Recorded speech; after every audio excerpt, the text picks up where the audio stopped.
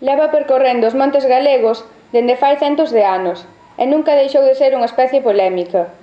A súa presenza marcou, e aínda marca, a vida de non poucas poboacións galegas, que ven na súa proximidade un potencial perigo, non só para a vida dos animais domésticos dos que se sustentan, senón incluso para as súas propias vidas. O seu aspecto de depredador fero e os hábitos nocturnos despertaron non poucos medos e desconfianzas entre as persoas que viven nas proximidades dos seus territorios.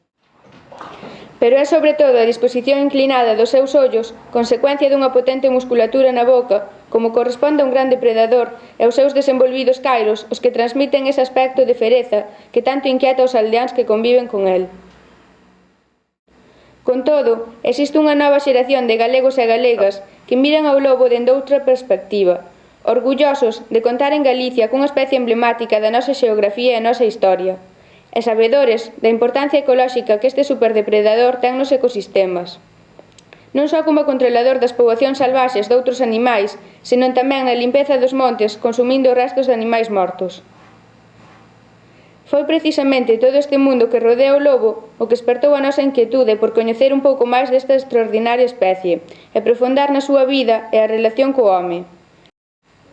Para iniciar esta andaina, decidimos invitar a un experto ao noso centro para que nos falara da situación actual desta especie en Galicia. Para transmitiros o que eu vexo no monte e con eso, pois bueno, a mellor en algún de vós, pois abrimos un pouco ese espírito de conservación da natureza. Grazas a esta charla, soubemos cales eran as características do hábitat do lobo. Descubrimos tamén que moitos nomes de lugar nos dan pistas sobre o arraigamento e distribución da especie. Lugares como Fonte do Lobo, Pedra dos Lobos, Foxo do Lobo ou Lobelos non deixan lugar a dúbidas sobre a presencia do cánido. Tamén soubemos que vive en mandas xerárquicas e que o seu territorio de campeo é moi amplo, podendo andar moitos quilómetros nunha soa noite grazas ao que se chama o trote lobeiro, que é unha especie de andar apurado. Saímos da charla con moitas inquedanzas e cun desafío. Existen lobos no concello de Rois? Da Costa da Morte, pois vemos que hai continuidade dos territorios de un grupo de lobos con outro, non? Por eso, a día de hoxe me extraña que, bueno, pois na zona de Rois, limítrofe sobre todo con Lousame ou Barbanza, pois non exista ningún grupo estable, probablemente hacia Negreira, e que, bueno, vaya invadindo outras zonas donde se lle deixa estar. A pregunta parecía abocada ao fracaso, pois prácticamente non había coñecemento entre o alumnado da existencia desta especie. Decidimos que o mellor xeito de comprobalo era poñerse a investigar o tema. Para iso, elaboramos unhas fichas que se repartiron entre alumnado para que indagaran sobre o asunto nas zonas que vivían. Nesta ficha facíanse preguntas tales como se dispoñían de algunha información sobre a existencia do lobo na súa zona, ou se sabían de algún ataque na actualidade ou no pasado ao gando doméstico. Tamén preguntaba sobre se había algunha lenda relacionada co lobo ou se algún dos nomes das aldeas ou dos lugares da zona puidesen ter relación con este animal. Unha vez recollidas as fichas, procedeuse ao seu estudo por parte do alumnado, obténdose interesantes conclusións. No Treito é onde máis avistamentos hai, que está cerca de Buxán. Hai 3 avistamentos recentes e un de fai 50 anos ou así. Tamén hai en Silvarredonda e na Pereira, pero eses xa non son recentes. E despois en Buxán, que está ao lado de Fufelo, hai 3 recentes. Unha iglesia, ao lado do Piñeiro. E outra en Fufelo, é dicir que todos se concentran en Buxán. Pero por a zona do centro, en Rois, non hai, debe de ser hai moita porque está población. moi poboado. Non hai moito mundo. Primeiramente, decidimos organizar unha saída ao Monte do Treito para inspeccionar o terreo. Hai que hai rastros de cabalo. De lobo, Polo menos dun cánido es esta. O que pasa que cando ves por primeira vez, o que temos que ver as referencias que hai. É dicir, como non sabemos se hai casas cercas ou non, ou se sube xente con cans ou eso, entende? Sempre hai que tomalo con precaución. Pero tranquilamente estas podrían ser, Aquí ves que aquí temos outra, están levando unha línea de excrementos, o que quere decir que aquí é unha zona probablemente, con toda a probabilidade importante para eles, xa sea porque teñen alimento ou porque teñen unha zona querenciosa aquí, Bueno, vedes que polo camiño vimos excrementos de lobo, non? Sí. Con toda a probabilidade de lobo. Entonces vedes o entorno e hai todo o que necesita o lobo. Alimento, ten cabalos, vacas, etc. E despois tamén ten un entorno onde non entran coches, nin vehículos, nin nada. Como moito entra o bicicleta de montaña ou xente a pé ou a cabalo. Entonces, se ten tranquilidade, se ten alimento, o lobo tranquilamente se pode ubicar aquí e estar vivindo aquí, e ter aquí o seu territorio. O resultado foi polo tanto positivo. Os camiños tiñan presenza de excremento que pola súa abundancia de pelo e o seu tamaño eran claramente atribuíbles ao lobo. Con todo, polo seu estado deducíase que xa levaban algo de tempo aí, o que apuntaba a que quizáis unha presa morta ou retivo durante un tempo na zona. Para saber se podía haber unha presenza máis recente, inspeccionamos outra zona próxima, xa lindando co concello de Lousame, acompañados por don Jesús González Rivas, bo coñecedor da zona. Sí, perfectamente o pelo blanco de... Sí, máis tres que ten aí frío. No, eu creo que é de besta, é dunha besta. Sí, porque se fora do vello non tiña ese tipo de piel. Bueno, topámonos aquí nun punto que é unha intersección realmente de 4 concellos, o concello de Rois, Dodro, Lousame e Rianxo, non? Hai un punto que hai o Treito, o campo do Treito, onde se xuntan os 4 axuntamentos. É unha zona de, pois xa, de sempre, onde suele habitar o lobo, non grandes manadas, pero tense visto hasta 4, 5, 6 exemplares xuntos e bueno, pois aquí parece ser que se atopa bastante cómodo, aínda que evidentemente sufre persecución por parte dos gandeiros. Por estes prados pasta a ganadería da miña familia e recientemente atacaron un pucho que nós o atopamos medio comido. Nós dudamos en que fora unha manada deles, porque xa que o pucho pesaría uns 200 kilos e un lobo nada máis non era capaz a tumbalo. O noso próximo obxectivo é a observación directa do lobo. Porén, non vai ser unha tarefa doada. Desprezámonos moi cedo á Costa da Morte, onde hai unha das últimas poboacións costeiras de lobo de Europa, e acompañados polo noso experto, asentámonos nun emprazamento onde os avistamentos do lobo son frecuentes, entendendo por frecuentes que unha de cada 10 ou 15 veces que nos achegásemos ao lugar íamos ter a oportunidade de velo. Mais a pesar de estarmos desde as primeiras horas da mañá desafiando as temperaturas e sen mover unha pestana, non conseguimos velo. E iso que íamos equipados con potentes telescopios e prismáticos para a observación da natureza. Pero quizáis saber que por aí transita o lobo xa foi motivo suficiente para emocionarnos. Teóricamente o lobo nos entrou por aí, cando estábamos dous rapaces aquí, vale? Entrou por aí, fui no borde desos piñeiros de aí, por esta parte de aquí, e despois cruzou ali. Ali había os restos dunha egua morta, vale, que estaba en esqueleto xa, e despois marchou por alá, vale? Dedicamos o resto da mañá a estudar o hábitat de lobo, e atopamos así mesmo rastros das súas pegadas nos camiños. E, como sempre, a presenza do cabalo. Semella que o lobo tivera feito un censo do gando que pace libre no monte, esperando que unha baixa ou quizáis un animal enfermo ou novo lle poida proporcionar o seu sustento. Non queremos abandonar esta zona sen antes facerlle unha serie de preguntas a Fran, o experto en lobo.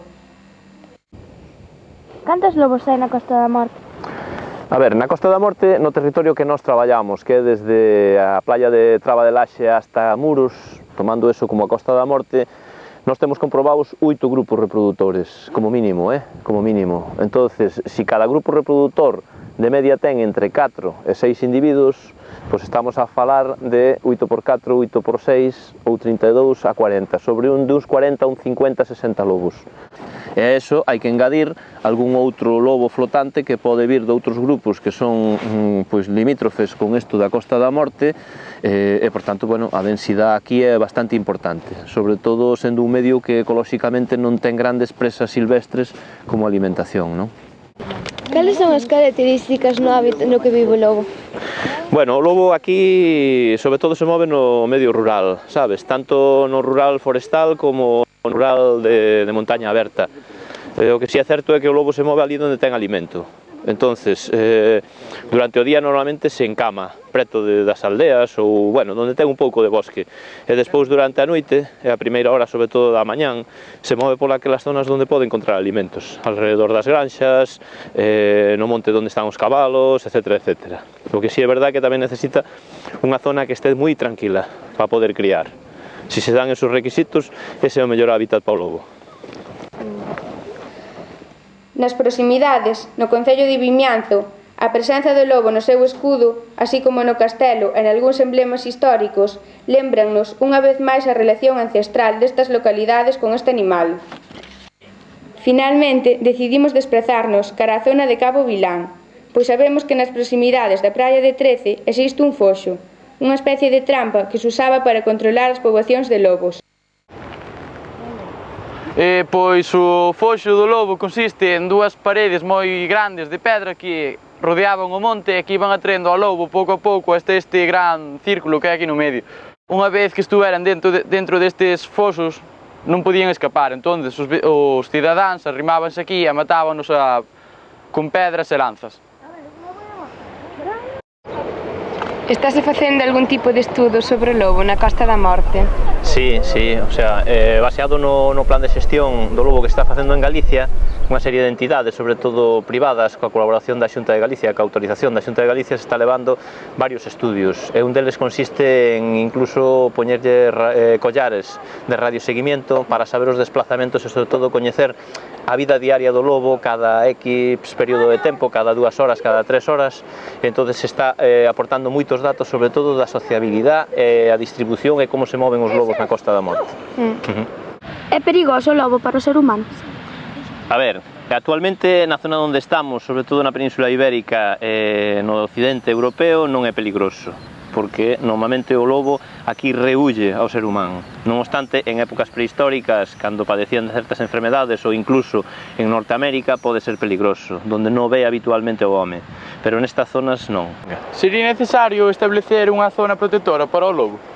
Hombre, eso sería o ideal. Actualmente, polo menos aquí na Costa da Morte, existen determinadas figuras, pero non, a protección que lle confire ao lobo é escasa ou nula, non? De feito, o lobo sigue sendo unha peza de caza aquí, protexida, e só autorizan batidas cando a Xunta cree que é pertinente, pero o ideal sería pois declarar parque natural onde o lobo fora unha das figuras pois máis relevantes dese parque natural, por suposto, porque é un dos depredadores realmente que quedan aquí, da envergadura do lobo, non existe oso, non existe lince, entonces eu creo que sí, que sería necesario. Xa de volta en Rois, imos inspeccionar o Monte da Cabana, a outra zona que aparecera nas fichas con posibilidade de presenza de lobo no lugar. Atopámonos no Monte da Cabana, unha das posibles zonas con presenza de lobo. Dende aquí podemos divisar o Val de Rois e o Monte do Treito. Agora, imos a inspeccionar as pistas na procura da presencia de rastros.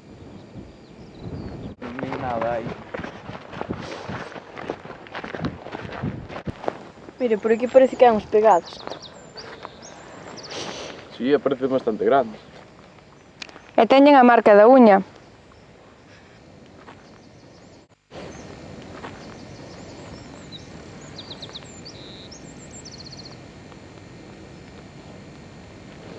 Non hai nada aí.